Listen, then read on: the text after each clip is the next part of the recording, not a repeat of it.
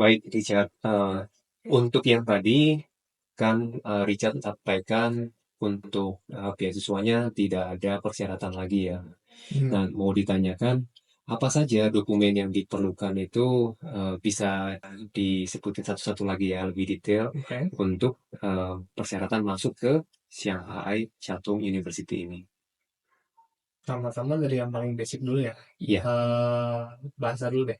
oke. Kalau misalnya kan saya kan ambilnya programnya English kan. Iya. Jadi sebenarnya secara HSK itu tidak ada persyaratan dari ya untuk level Mandarin sendiri. Cuma Oke. kalau dari saya pribadi sih, kalau misalnya emang udah mau nekat ke Cina lah, ini lah kasar Iya, ngomongnya, minimal banget mah ya HSK 3 atau HSK 4 itu udah minimal banget. Dan HSK oke. 4 pun sendiri saya merasa kalau kita ngomong sama orang sana tuh jujur masih agak kurang ya. Oke. Masih terbatas banget. Kemudian kalau untuk Inggris sih kalau di sana nggak terlalu tinggi ya. Secara IELTS cuma bilang Oke. aja sih nggak terlalu tinggi. Oke.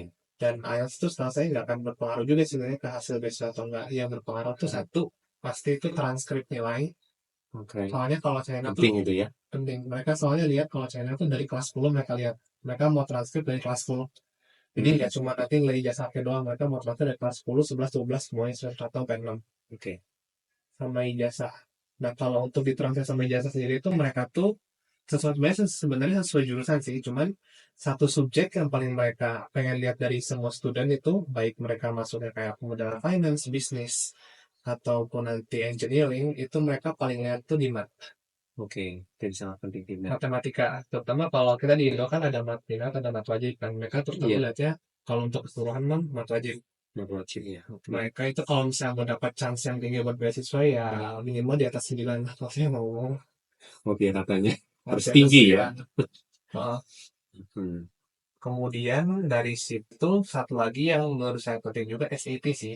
SAT. Oke. Soalnya menurut saya kan gini kan kalau misalnya di China kan sekolah di Indo kan mereka juga nggak tahu semua kan ya standarnya SMA ini segimana atau bagaimana. Iya, betul. Jadi menurut saya kayak satu buah ujian internasional tuh penting. Jadi kayak misalnya SAT atau A-level tuh penting ya. Intinya fungsi dasarnya itu untuk memastikan aja kayak oh nilai segini tuh kayak real gitu ataupun bisa dibandingkan ataupun bisa diperkuat dengan adanya si ujian internasional itu baik SAT ataupun A-level.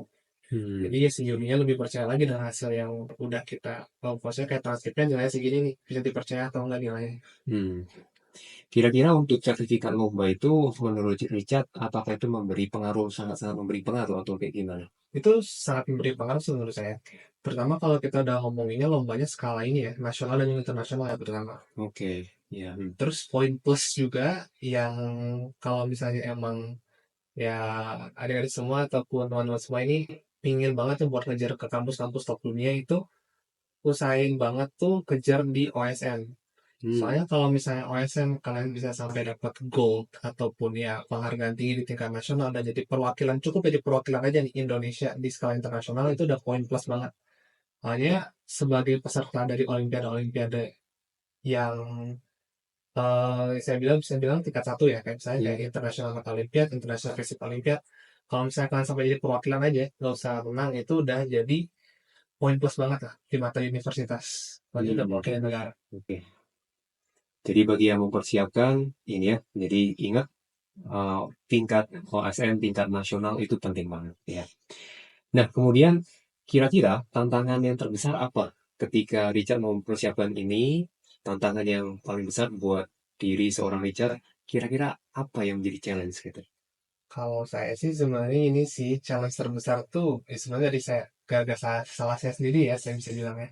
Nah Ya, saya tuh memutuskan buat keluar negerinya tuh sedikit telat sih. oke. Soalnya kan saya baru mutusinnya kan beneran di awal kelas 12 kan. Idealnya Iya, tuh kalau mau mutusin buat persiapan keluar negeri itu ya idealnya dari kelas 11 lah udah tahu. Jadi iya. dari kelas 11 tuh udah bisa persiapan SAT, IELTS, IELTS dan lain-lain. Makanya jujur di kelas 12 tuh agak hektik sendiri saya ngebagi Hmm, waktunya antara persiapan ke luar negeri terus mempersiapkan dokumen-dokumen. Di samping itu kan kelas 12 pelajarannya juga cepat banget, tambahin ujian praktek US dan lain-lain.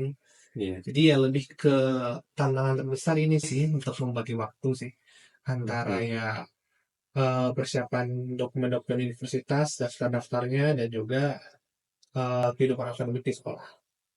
Jadi kesibukan ini sana sini Iya, banyak betul. sekali. Iya, oke. Thank you, Richard. Nah,